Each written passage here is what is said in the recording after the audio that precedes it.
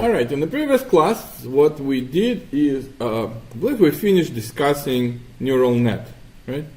And there is not much to discuss actually, because neural net, you just need to know what it looks and how it works. But after that, it's just application. So what I wanted to do today is kind of show you the overview of what the data analytics exploration process kind of should look like, okay? So here is what we learned this semester.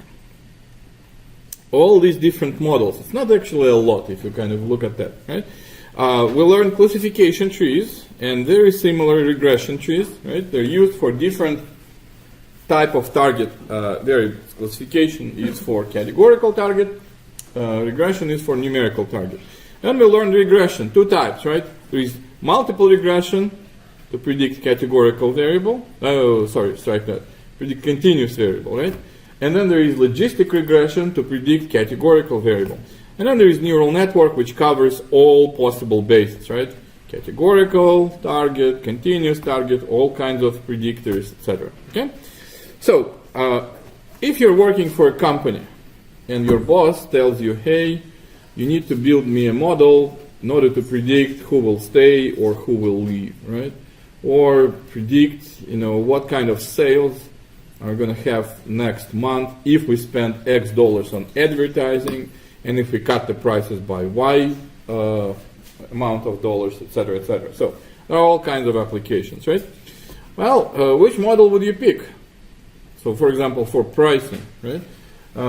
It could be if I want to find out how the sales are going to be impacted, if price will drop and advertising will rise, well, sales is continuous variable, right? So therefore, my choices really are between regression tree, multiple linear regression, and also neural network. So naturally, I would like to look at all of them, right?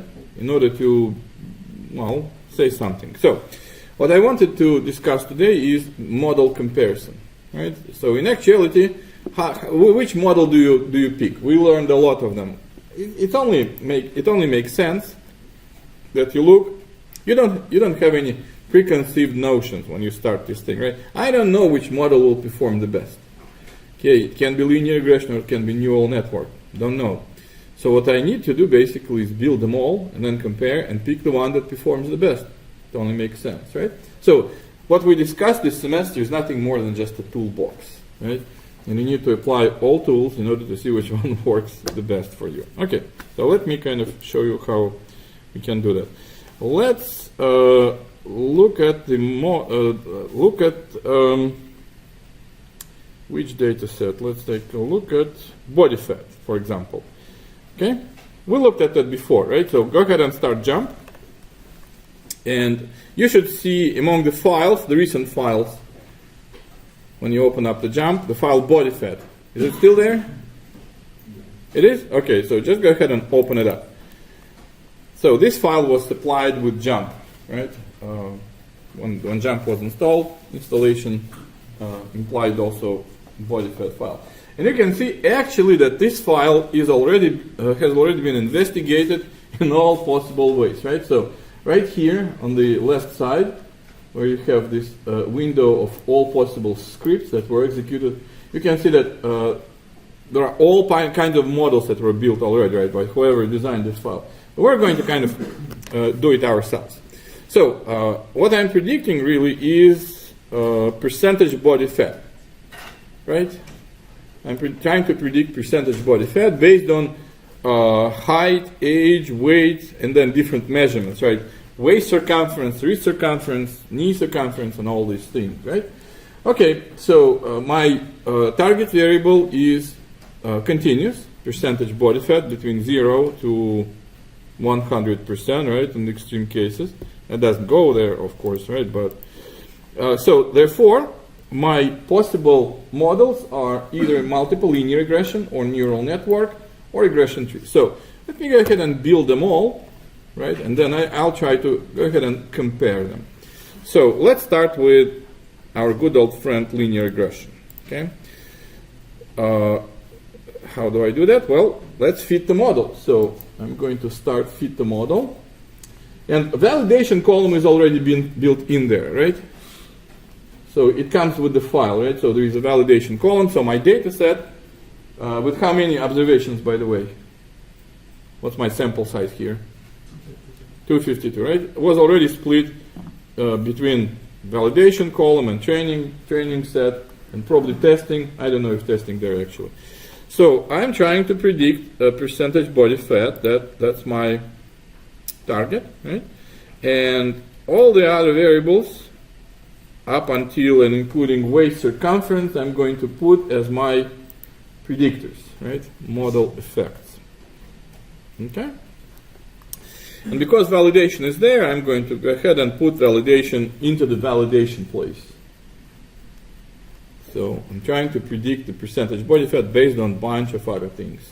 And when I run the regression analysis, just click the run button, and there it is, right? So it basically gives me the output, right? It says that some of the variables are useless, so I get rid of the variables with high p-values, right? But let's say that I don't want to go into the nitty-gritty of what's useful or what's useless. I'm going to just leave them all in the model, okay?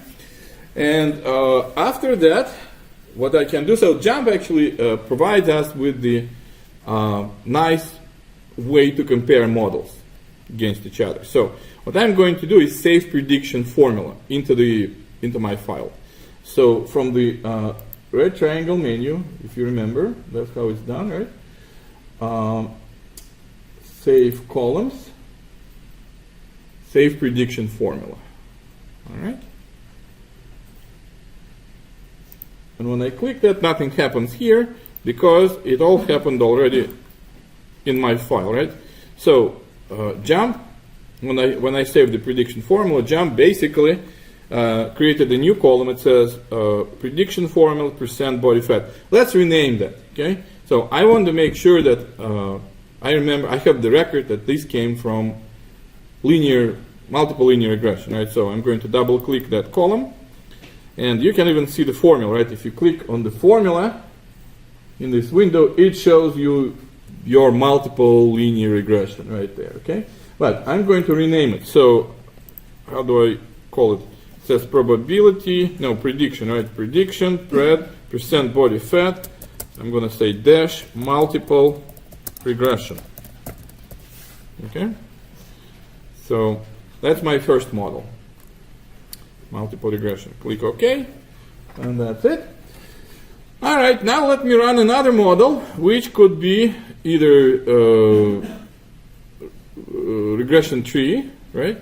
Or it can be neural network. So let's run regression tree. How do I run the regression tree?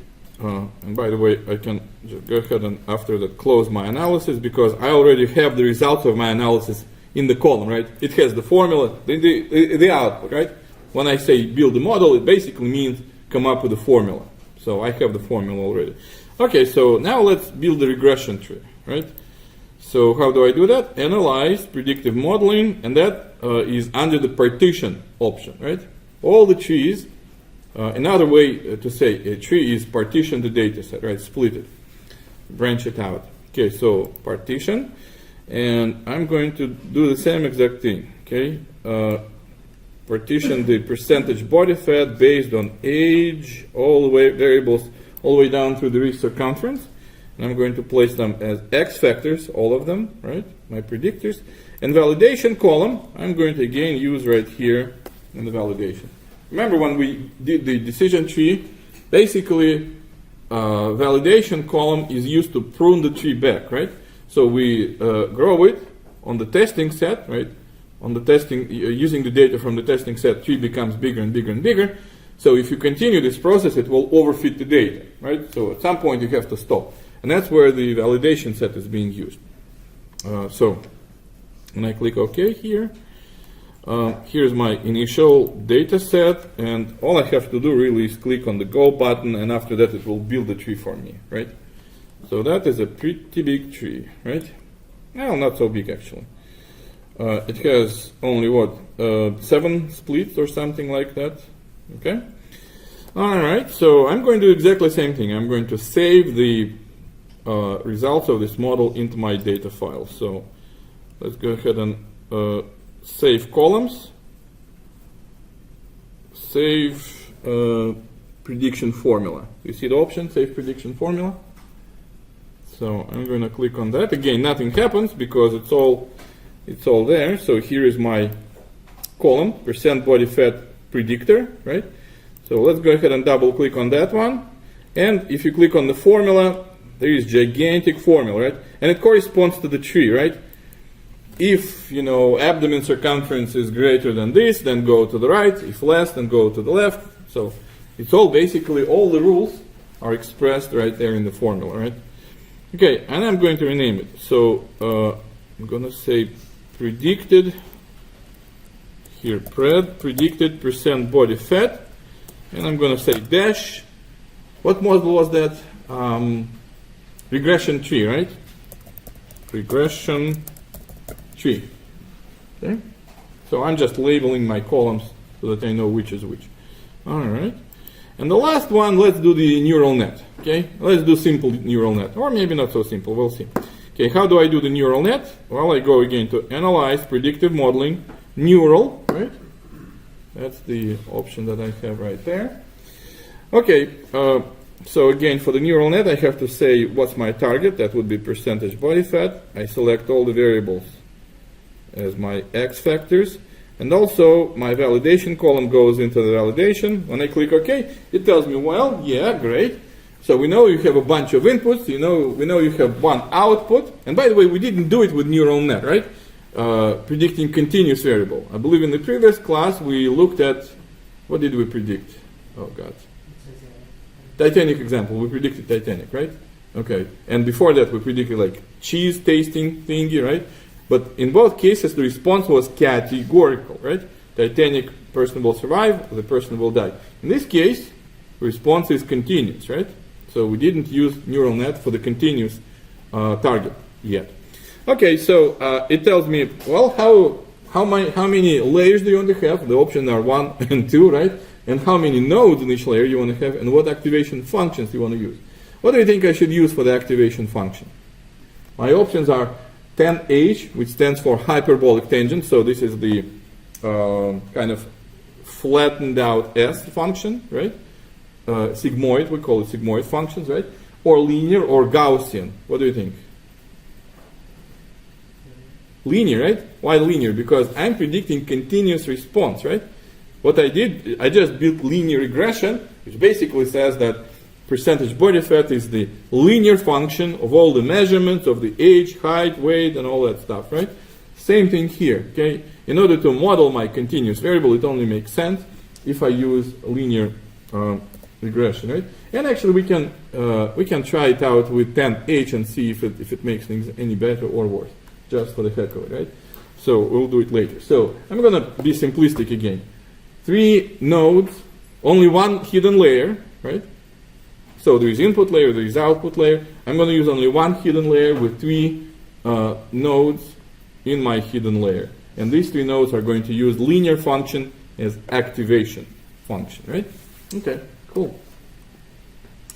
When I click on the go button, there it is, right? So it doesn't, basically, it's most uninformative output out there, right? There are no plots, no charts, no regression analysis, nothing quite like this. It's just basically here. Okay, that's your summary right there. All right, cool. Now, let's go ahead and save this thing. Now, this part, save profile formulas. Hold on. What if I go here? No, obviously from here, right? Save formulas. Does it say create new columns in the data containing formulas for the predicted response? So I'm going to say save formulas. All right. And after that, I'm supposed to see yet another one right there, right? Predicted percent body fat. So let's double click on that one. Okay. So formula is right here. It's not that complicated, right? All right. Oh, I see. It also tells you H1, H2. Yeah, so calculations are right here. Okay, got it. And then I rename my column. predicted percent body fat, neural net, right?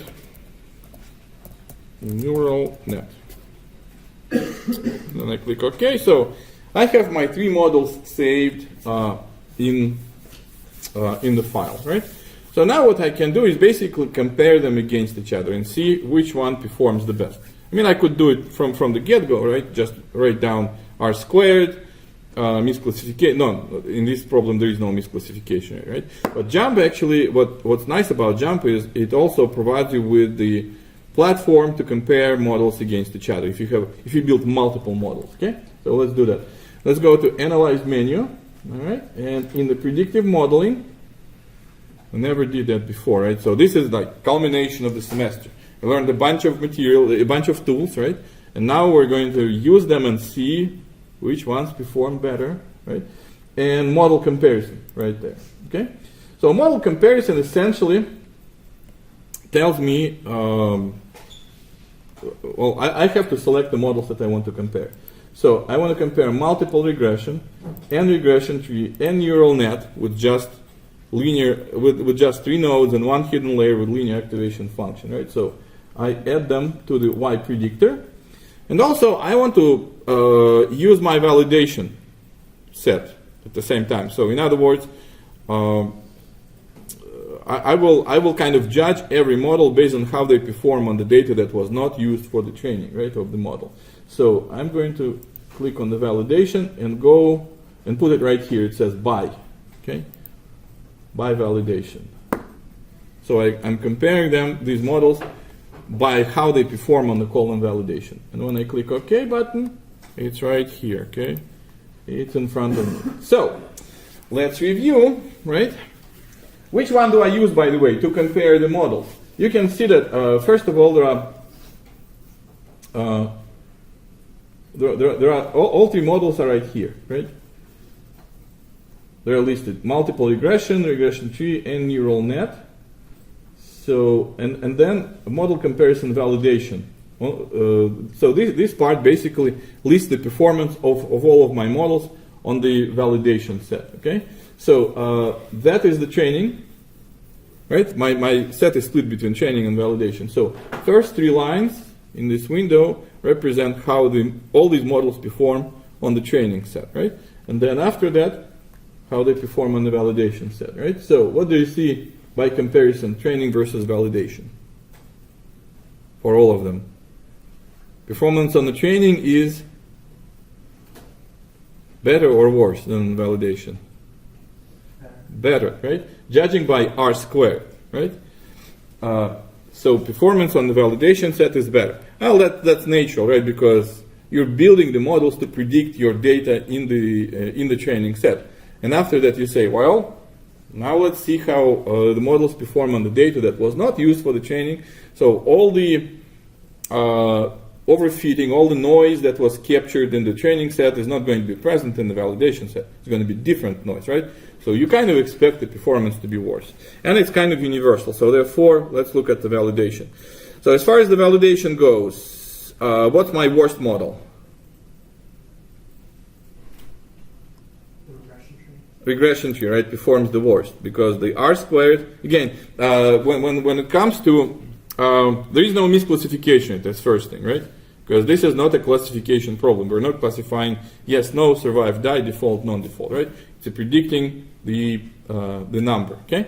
And the most popular measure is R squared. Another popular measure is RASE, which stands for root average squared error. So essentially, it tells you how far away your points are from the mean value that you have predicted. Okay, so for each person, for each record, when I use my equation, for example, talking about linear, right, regression, when I use my equation, I predict the percentage body fat, and then there is the actual percentage body fat that was actually measured for that specific person, right? So what do? I square the differences, which are called residuals, right? And I add them all together, find the average, divide by n, and then take the square root from that. So that's basically root average squared error. So it's equivalent of standard deviation in a sense, right? from our traditional statistics. So essentially I have actually two different measures, right? R squared and RASE. R squared I want to be as high as possible, right? We discussed that many times. R squared close to 0 means that the model pretty much is bad, right? R squared equal to 1 means that the model is nearly perfect.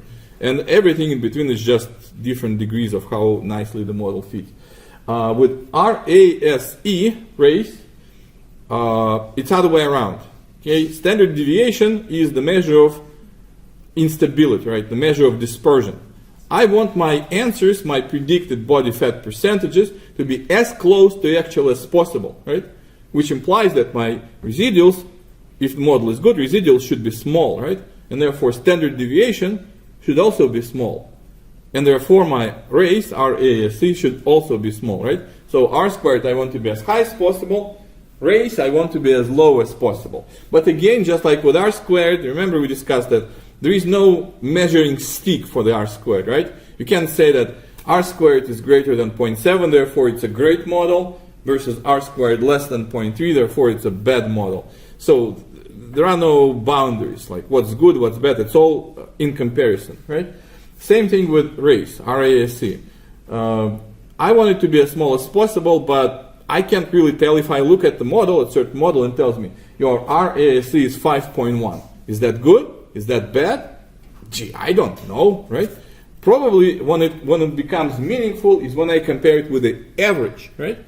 So right there it says that my standard deviation, for example, this one, RASE 5.19, right? It tells me that if I'm using the regression tree, the average, the standard deviation of the error essentially is 5.1. Is that a lot? I don't know. What's the average body fat percentage? If the average body fat percentage is 88, gee, I hope it's not, right? But let's say it's 80% average percent body fat, right? And 5% doesn't seem like a big deal. It's a manageable error, right? But if the average percent body fat is 12% and my standard deviation is 5, well then that's actually too much, right? My standard deviation is comparable with the average, right? Okay, anyhow. So it looks like, judging by R squared, my worst model is regression tree, right? And by the way, RASE 5.1 tells me pretty much same thing, right? Race, when it's high, that means that you have higher error, right? Higher standard deviation. So therefore, no question, my regression tree is the worst. Now, then I have a toss between multiple regression and neural net, right? So according to my R squared, what's the best? Multiple regression, right? It gives me 69.2% accuracy as opposed to neural net, 68.7, right?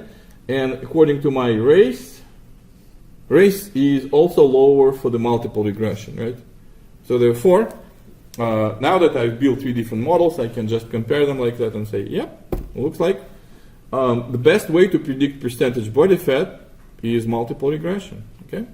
So that's basically how we, all this semester we were building models, right? We were using multiple regression to predict movie performance, right? And then we used classification tree to see which flights are going to be delayed, which flights are going to be on time. Yeah, so this is how you apply individual models, right? But at the end of the day, it's this thing that you have to do. You have to run all the models that you can find, compare them against each other, right? And then pick the one that performs the best, okay? Make sense? Any questions, ladies and gents?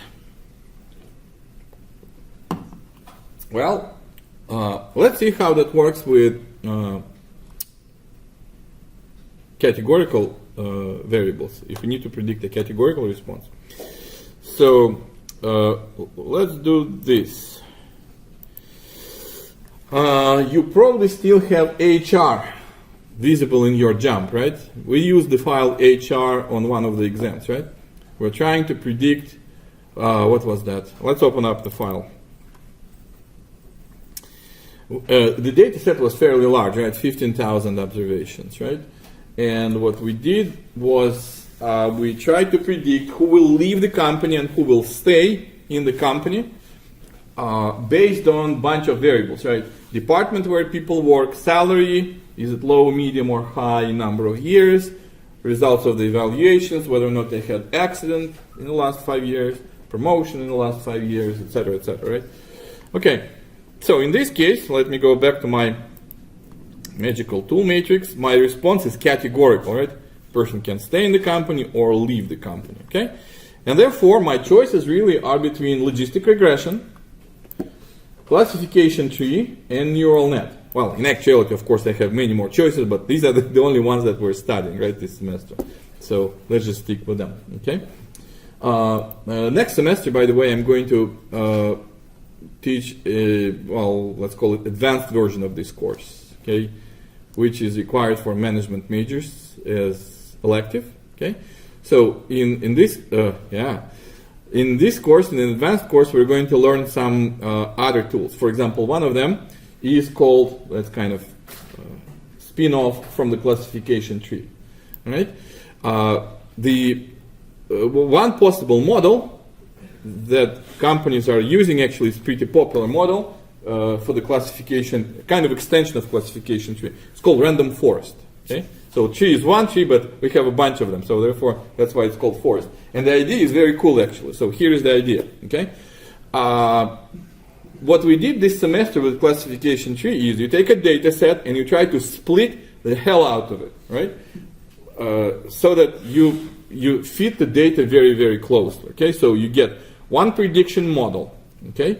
And then you use that model to predict responses. Yes, no, true, false, male, female, etc., survive, die. The idea behind the random forest is this. Instead of building one tree with a lot of branches, with a lot of splitting, okay, this method takes the data set and builds a lot of shallow trees.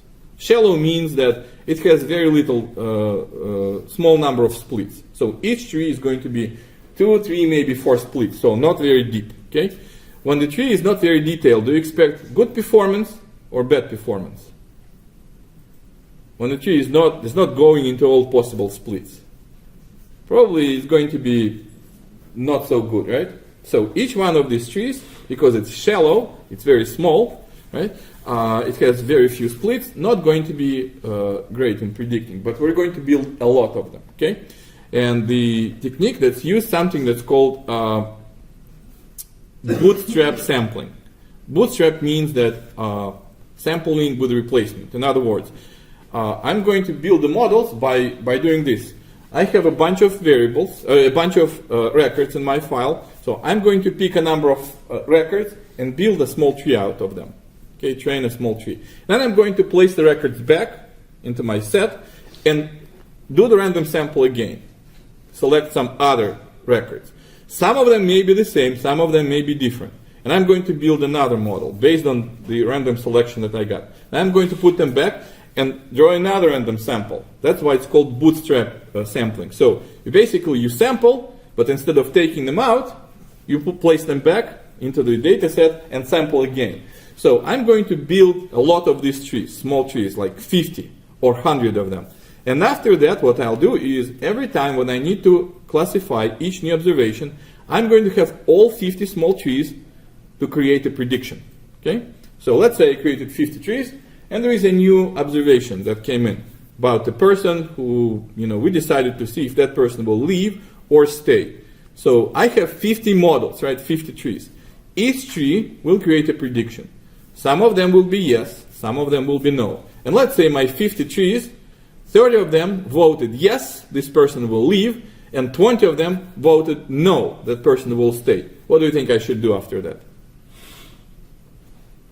Like I have a bunch of trees, 30 trees tell me that the person will leave, 20 trees tell me that the person will stay. Which response do I pick? The majority vote could be, right? So 30 trees say that the person will leave, 20 trees say that the person will stay. I go with 30, right? I go with the majority vote, okay? And it turns out that each tree, it's amazing effect, amazing phenomenon. Each tree has low accuracy, so there is a big chance that it will predict incorrectly, high misclassification rate. But when a bunch of weak learners, that's kind of official term that's used in the data analytics, a bunch of weak learners, trees with bad performance, okay, come together and start voting, the result can be amazingly accurate. So this method actually is one of the most popular methods how data analytics is performed. It's kind of you build a bunch of shallow models, they vote, and then you decide based on the vote, popularity vote, right, the majority rule, so to speak. And the result can be pretty accurate. So a bunch of weak learners coming together collectively, they can predict fairly accurate result. That's kind of a cool idea, right? Yeah. Anyhow, so let's try running classification tree, logistic regression, and neural network if we have time. Let's see, or we can leave it until the next class because it'll take us some time. Leave it until next class. Okay, so I'm going to stop the recording right here, and then in the next class we're going to see how I can run the prediction, compare different models, and again pick the best one, right? So, okay.